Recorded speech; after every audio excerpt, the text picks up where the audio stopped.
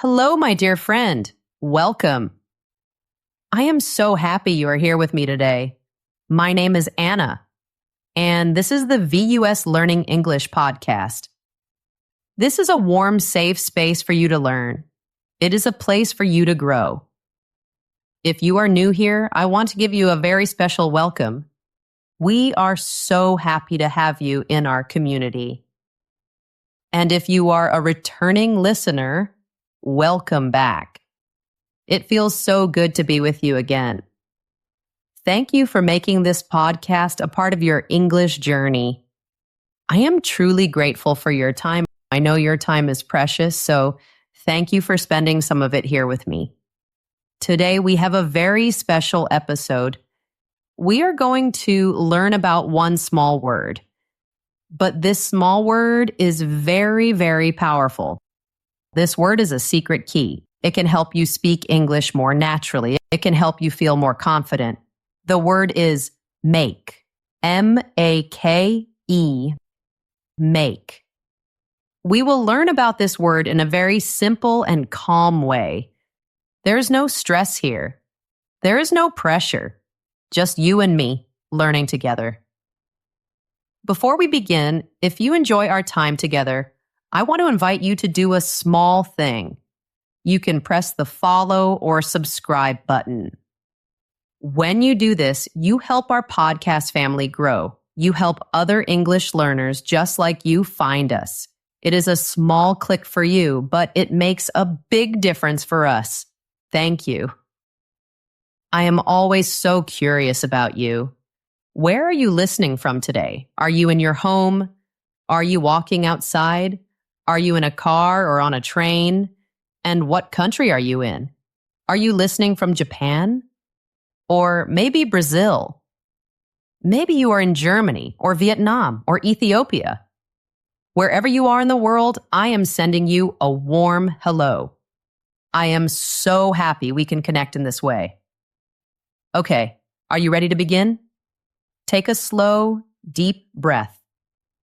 Let's start our journey with the word make. I want to talk about a feeling that many, many English learners have. Maybe you have this feeling too. You study English very hard. You learn new words every day. You know many verbs. You know many nouns. Your vocabulary is growing, but when you try to speak, something feels not right. The words do not flow. You stop, you think, you search for the perfect word in your mind. It feels slow. It feels difficult. You know the grammar rules, but your speaking does not sound natural. It does not sound like the English you hear in movies. If you feel this way, I want you to know something very important. You are not alone. This is a very common feeling. So many learners feel this exact same way. It is a normal part of the journey. It does not mean you are bad at English. Not at all. It just means you are ready for the next step. And what if I told you a secret? The secret is not about learning 100 more new words. No. The secret is not always about learning more. Sometimes the secret is about understanding something deeply. What if the secret to natural flowing English is mastering just one word? Today we are going to master that word together. That word is make. You have seen this word before. You have probably used it, but today we will go far beyond a simple definition. We are going to understand the heart of this word. We are going to feel its meaning. By the end of our time together today, my goal is simple. I want you to feel a new kind of confidence. A warm, quiet confidence in your speaking. You will not just memorize a list of phrases. You will understand the logic behind make. You will see the simple patterns, and you will be able to build your own sentences. Natural sentences. Confident sentences. From making your morning coffee to making a big choice in your life, this one word is everywhere. So get comfortable. Relax your shoulders. Let's transform the way you speak English, one small step at a time. Let's begin. Section 1. The heart of make. Your foundation. Okay, my friend, let's start at the very beginning. The first thing we need to do is understand what make really means. In your textbook, maybe you learned that make means to create. And that is true, but it is not the whole story. That simple definition can be confusing. It is like seeing only one color of a beautiful rainbow. If we only see one color, we miss the full picture. If we don't understand the core ideas of make, we will always be guessing. So let's fix that right now. Let's see the whole rainbow. At its heart, the word make is about two powerful ideas. Are you ready for them? Here's the first idea. Creating something new. And here's the second idea. Causing a new result or a new feeling. Let's think about that. When you use make, something exists at the end of the action, and that something did not exist before. This can be a real physical thing, like a chair or a meal. It can also be something you cannot touch, like a plan or sound, or even a feeling inside another person, like happiness. Does that sound complicated? Don't worry. We will break it down with very simple, clear examples. Let's look at the first core idea together. Idea number 1, creating something physical. Physical means something you can touch, something real. This is the meaning you probably know best. It's about building something, or constructing something, or putting ingredients together to create something. The object is new. It was not there before you started. Let's imagine. Imagine you are in your kitchen. You see flour on the counter. You see sugar in a bowl. You see some eggs and some milk. These are the ingredients. You mix the flour and the sugar. You add the eggs and the milk. You put it all in the oven. And after some time, you have a beautiful, warm, delicious cake. The cake did not exist before. You took different parts and you created a new thing. So we say, you make a cake. I can say, for my friend's birthday, I will make a chocolate cake. Or maybe your friend eats the cake and says, wow, this is so good. Did you really make this yourself? You created something new and physical. You made it. Let's think of another example. Imagine a child at the beach. The sun is warm, the sand is soft. The child has a small bucket and a small shovel. The child puts sand in the bucket. The child turns the bucket over. And now there's a beautiful sandcastle. Before there was only sand. Now there's a castle. A new thing exists. So we say the child makes a sandcastle. The children were so happy. They spent all day making a giant sandcastle by the ocean. This idea works for so many things. A person who makes clothes is called a tailor. A tailor takes fabric, a needle, and thread. He or she creates a new piece of clothing. A tailor can make a suit, or a tailor can make a dress.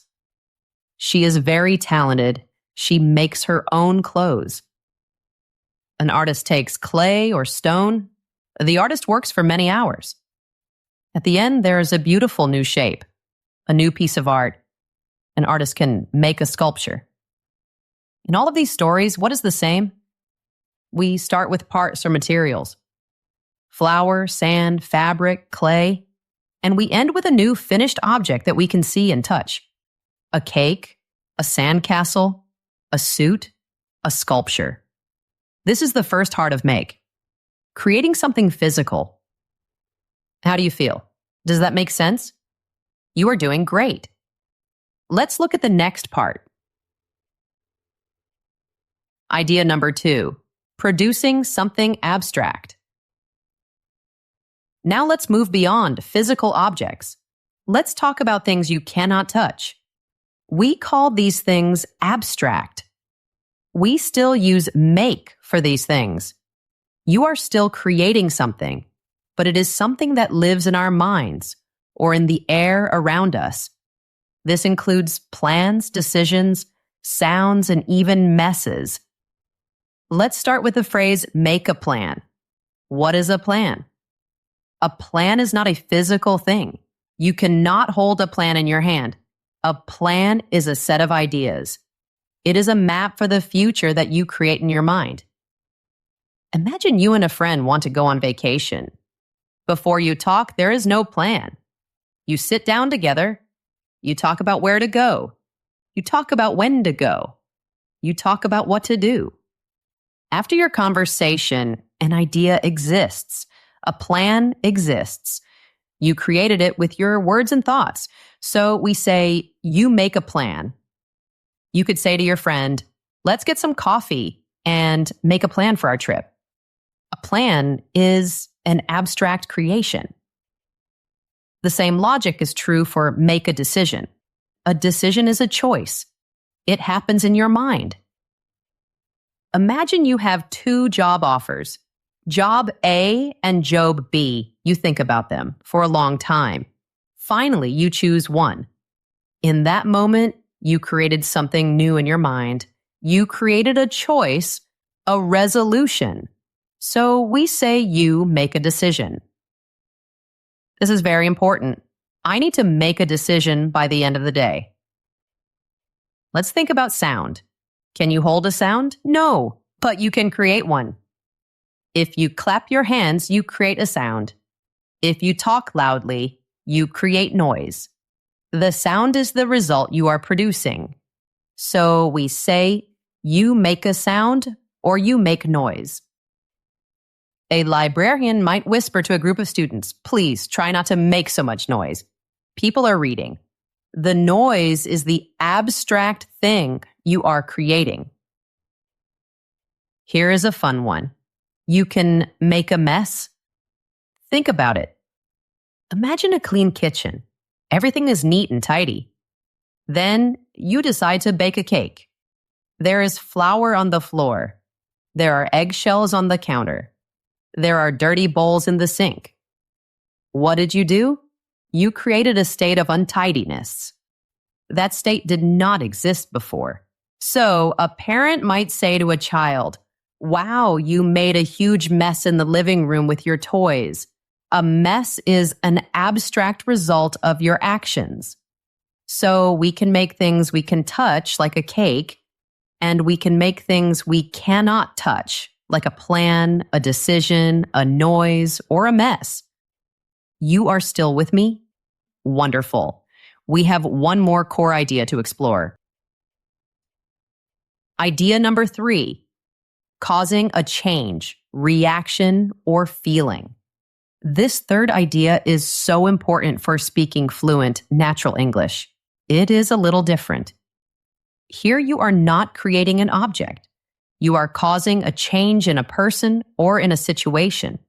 Your action is the cause, and the new feeling or new state is the result. The structure for this is often make plus someone plus a feeling. Let's think about emotions. Emotions are feelings. You can make someone happy. Imagine you give your mother a beautiful flower. She sees the flower and she smiles a big, warm smile. Before, she was feeling normal. Now, she is feeling happy. Your action caused a new feeling in her. So we can say, your thoughtful gift made her very happy. The same is true for other feelings. You can make someone angry. Imagine a boss. He tells his employee to come to work at 9 o'clock, but the employee is always late. The employee's lateness is the cause. The boss's anger is the result. His constant lateness makes his boss angry. You can make someone nervous. For many people, speaking in front of a big group is scary. The action of speaking in public is the cause. The feeling of being nervous is the result. Speaking in public always makes me nervous. This idea is not just for feelings. You can also cause an action. The structure is similar. Make plus someone plus an action word. Imagine you are at a comedy show. The comedian tells a very, very funny joke. What does everyone in the room do? They laugh. The joke was the cause. The laughing was the action that resulted. So we can say, the comedian made everyone laugh. You can also cause a change in a situation. Imagine the government creates a new rule for businesses. This rule is very difficult. The new rule is the cause. The difficult situation is the result. The new law will make it harder for small shops to survive. It causes a change. So let's take a breath and review. We have 3 beautiful, simple core ideas for make. Number 1, creating a physical object. Like, I will make a cup of tea. Number 2, producing an abstract result. Like, we need to make a plan. Number 3, causing a new feeling or action. Like, your kindness makes me happy. Create, produce, cause. If you can remember these 3 ideas, you have the key, you have the foundation. This framework is your friendly guide. It will help you understand all of the phrases that we will learn next. It will help you use make with wonderful confidence. Section 2, the make phrases for your everyday life. If you have ever felt that your English sounds a little strange, even when your grammar is perfect, the problem might be something called collocation. That word sounds big and scary, doesn't it? Collocations. But the idea is very simple. A collocation is just a pair of words that are like best friends. They love to be together. Native speakers use these word friends all the time without thinking. Learning single words one by one is slow. It is like building a wall one tiny stone at a time. The secret to fluency is learning these chunks of language. These word friends, it is like building with bigger bricks. It is much faster. And the word make is a very friendly word. It is a partner to hundreds of these chunks. But please, do not try to memorize long, random lists. That is boring and not effective. Instead, let's learn the most common make phrases in the situations where you will actually use them in your daily life. Let's start where your day starts, in your home. First, let's talk about food and drinks. This is so common and so useful. We use make for preparing almost any meal. Why? Because you are creating a meal that did not exist before. You make breakfast. You make lunch. You make dinner. Imagine you are home in the evening. You might ask your partner or your roommate, "What should we make for dinner tonight?" Or imagine it is a busy morning. You don't have much time. You might say, "I'm in a hurry. You'll just make some toast." This works for specific items too. You are in the kitchen with a friend. You can ask, "I'm about to make some coffee. Would you like a cup?" Or, "It's a little cold. I am going to make some hot tea." You also make a sandwich. You take 2 pieces of bread, you add cheese or meat or vegetables. You are taking parts and creating something new. I am getting hungry. I think I will make a sandwich. These are so simple, but so important for sounding natural. Let's talk about another one for the home. Make the bed. This phrase means to make your bed look neat and tidy after you sleep in it. You pull up the sheet, you fix the blanket, You put the pillows in their place. Why do we use make? Because you are creating a state of tidiness. You're transforming the bed from messy to neat. You are creating order. A parent might say to a child every single morning, "Good morning, sweetie. Don't forget to make your bed." Now imagine you are planning your day. You need to remember many things. You need to go to the supermarket. You need to go to the post office. You need to call your friend. So you take a piece of paper and a pen. You write everything down. You are creating a document to organize your thoughts. You make a list. I need to buy so many things. I should make a shopping list. Or, I have so much to do today. I need to make a to-do list. These phrases are the simple bricks of daily English. You are doing wonderfully. Now let's leave the house and talk about your social life. How you connect with other people. Make is so important for communication.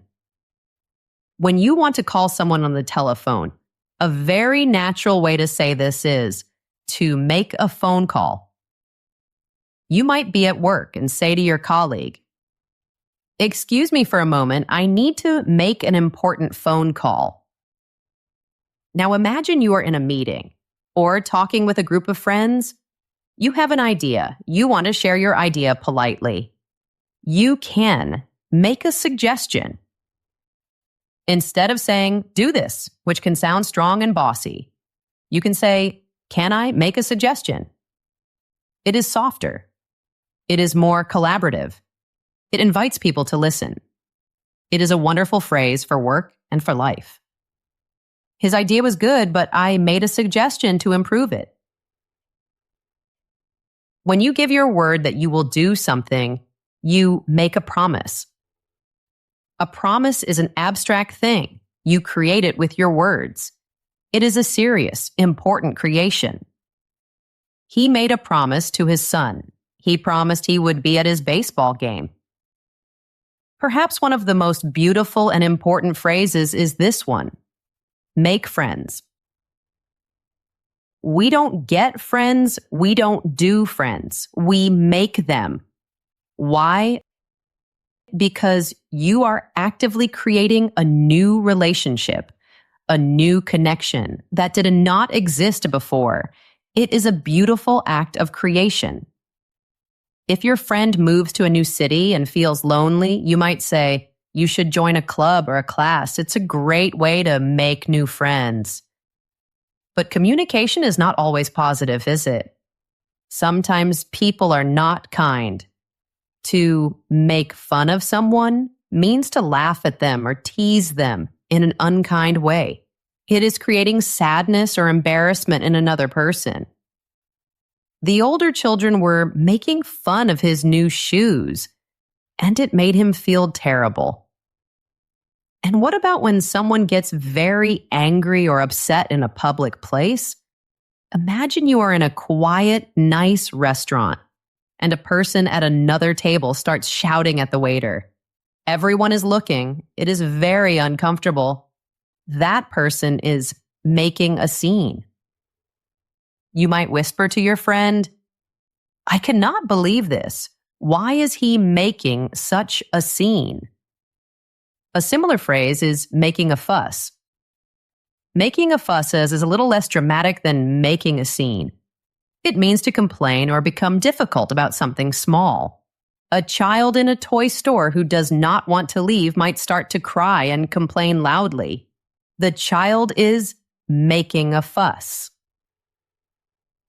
These phrases, the good and the bad, are the building blocks of real, everyday conversation. They are your shortcuts to sounding more natural and feeling more comfortable when you speak.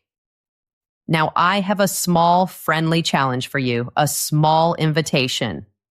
In a moment, you can pause the podcast, and I want you to think of one sentence, just one. Use one of the phrases we just talked about, maybe about making coffee or making a list. or making a new friend.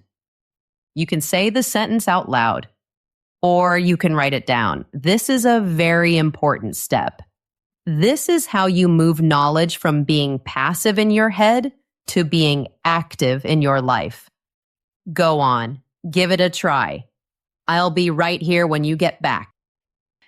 We are about halfway through our time together, and I want to just pause and say, you are making incredible progress.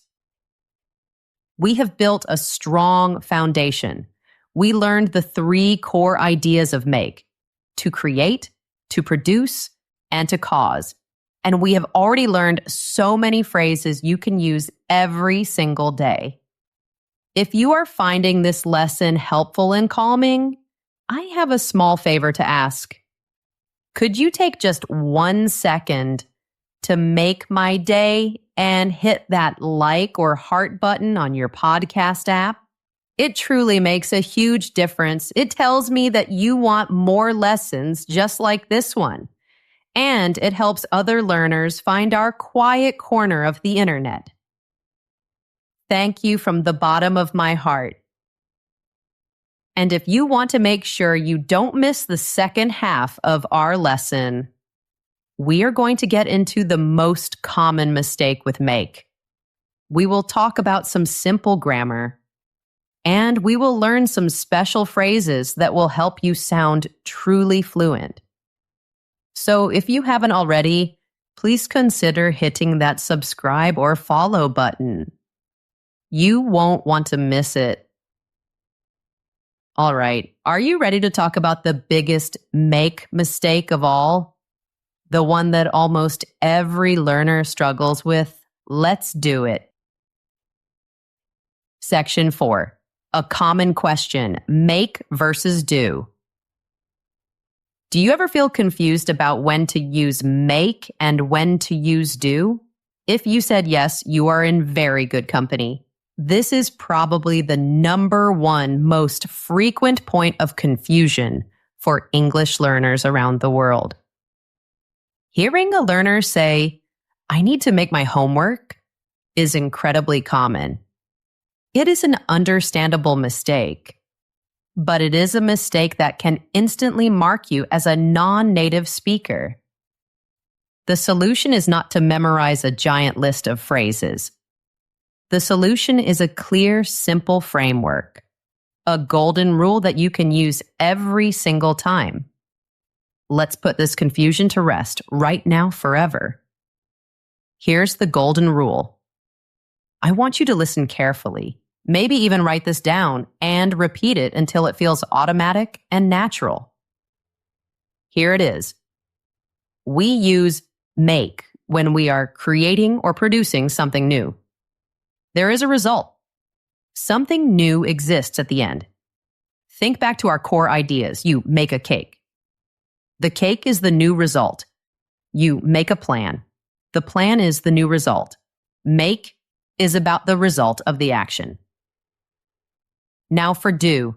We use do for tasks, jobs, and general activities. These are often things that are part of a routine or a duty.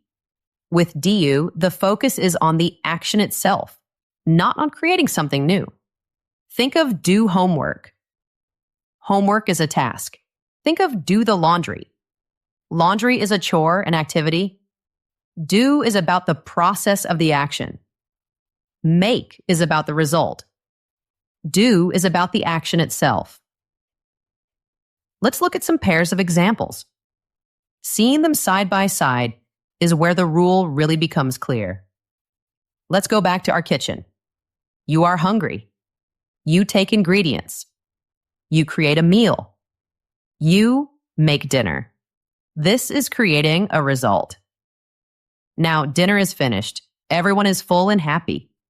But the sink is full of dirty plates and forks. You must wash them. This is a task, a chore.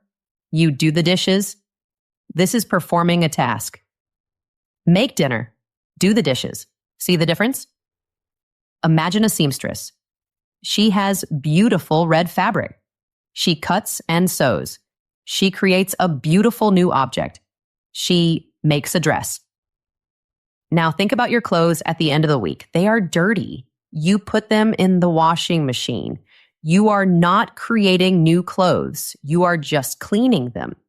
This is a repetitive chore, a task. You do the laundry, make a dress, do the laundry. Imagine you are a manager. You have a difficult problem. You must choose a path forward. You create a choice in your mind. You make a decision. Now, in that same job, you have many tasks every day. You answer emails, you write reports, you talk to customers. You are performing your duties. You do your job. You can also do a good job or do a bad job. This is about the quality of your actions. Make a decision. Do a job. This is a very important one for all you learners. You are listening to this podcast. You are learning new things. You are creating forward movement in your English journey. You make progress. Now, your teacher gives you some exercises to practice. This is a set of assigned tasks. You sit down at your desk to complete them. You do your homework, make progress, do your homework. And now for the most important one. I want you to repeat this one out loud after me if you can. You always, always, always make a mistake. Let's say it again. Make a mistake. We never, ever say do a mistake. Why? Because a mistake is seen as something you have created. It is an incorrect result, like baking a cake and accidentally using salt instead of sugar. You created a bad result.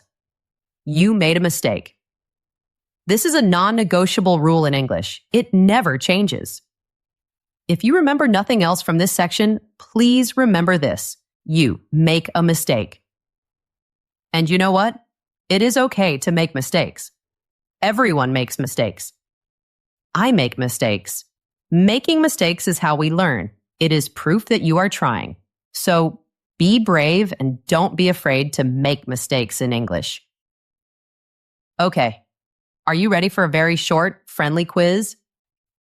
No pressure at all. I will say the end of a phrase. I want you to think or say out loud. Make or do. Ready? Let's try. First one, an excuse. That's make. You make an excuse. An excuse is a little story you create to explain something. So we use make. Next one, research. That's do. You do research. Research is a process of investigation. It is a series of tasks. So we use do. How about make a choice? That's make. You make a choice. It is just like make a decision. You are creating a choice in your mind. Okay, the housework. That's do. You do the housework. Housework is a collection of tasks. Cleaning, washing, tidying up. Next one, your best. That's do. You do your best. Doing your best is about performing an action to your highest ability. The focus is on the action. Last one, a profit. That's make. You make a profit. A profit is a financial result you create in a business. It's money you have created. How did you do? If you got some of them right, that is fantastic. If not, please do not worry. This takes practice. It is a new way of thinking. Just keep the golden rule in your heart. Am I creating a result? Or am I performing a task? You are building a very strong foundation. Section 5. A special use of make. Welcome to a special section. If you have made it this far, you are so ready for this. You are ready for a piece of grammar that will help you sound so much more like a native speaker. But I don't want to worry about the word grammar. Let's just think of it as a special pattern, a secret recipe. The problem is this. How do you say that someone forced you to do something or caused you to do something? You could say, my manager forced me to work late. That sentence is 100% correct, but it sounds a little stiff, a little formal, like something from a textbook. There is a much more common, more natural way to say this. The solution is our friend, the word make. In this special pattern, make means to force or cause someone to do something. Often they do not have a choice. Let's look at the pattern, the recipe. This is the most important part. The recipe is subject plus make plus person plus action word. Let me say that again. Subject plus make plus a person plus the action word. The action word is the simple verb, like work or clean or cry. Here's the secret. The part where most learners get it wrong. We do not use the word to. No to. For example, it is very common for learners to say, my boss made me to work late. This is incorrect. We must remove the to. The correct natural sentence is, my boss made me work late. No to. It feels so simple, but it makes a huge difference. Let's see some more examples.